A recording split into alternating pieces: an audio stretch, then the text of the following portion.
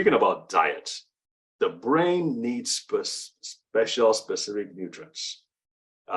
You should be able to get a good diet, some of these nutrients from your foods, especially plant-based foods that have a lot of these protective chemicals, brain protective chemicals, but they have to be raw. They have to be eaten raw, like in salads. Most of the times in Nigeria and Africa, in fact, we cook everything. We cook out of our foods, and we really cook them. And the next day we keep on warming, and we drive the nutrients out of the foods.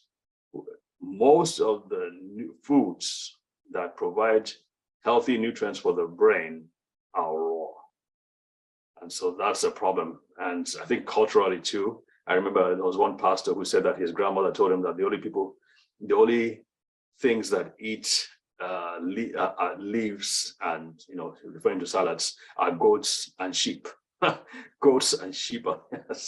So there's this kind of like, we look down on raw foods. Raw foods are some of the most important things for our brains and our bodies. All right. So we talked about poverty. Another thing would be employment. There's a high less employment in African countries, especially among the youth. Think about that. If youth in their 20s and their 30s are not actively engaged at work, actively tasking their brains, that's another thing that can make you more susceptible to brain conditions in the long term.